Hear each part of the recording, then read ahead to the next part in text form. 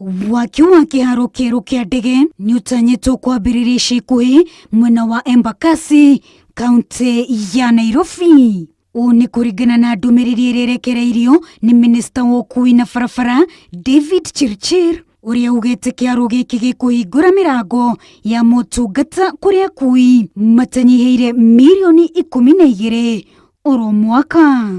Currently, the airport is experiencing significant congestion during peak operating hours, particularly across the runway system, passenger terminal facilities, and apron areas. These constraints not only affect operation efficiency but also limit the airport ability to accommodate future growth. Naguo ũritũ wa mĩrigo ĩrĩa ĩkuagwo nĩ ndege nĩ ũkuongerereka na tani 860 thutha wa kũrĩka kwa waaki ũyũ. Air cargo equally at JKI is expected to grow from or double from the current 400,000 tons to about 860,000 tons by the year 2045.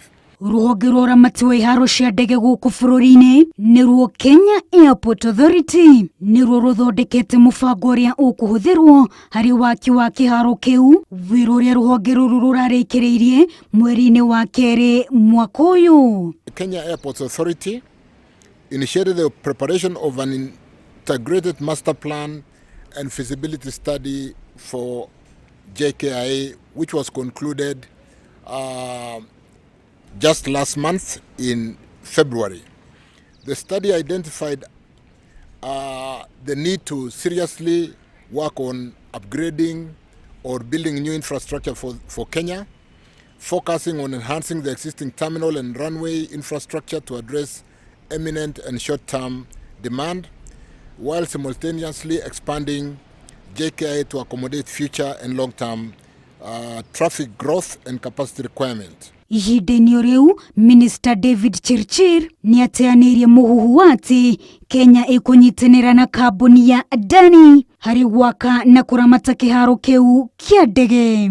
Neo kambuni ya ndege ya Kenya Airways no ĩrathiĩ na mbere na mĩtaratara ya gwetha amemba erũ a bodi ya kambuni ĩyo, igĩtanya kwanĩrĩra marĩtwa mao kiumia gĩũkĩte.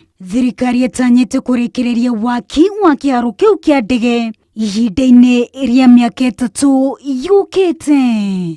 Wajirumeta wa Al-Hakim, Inooro TV.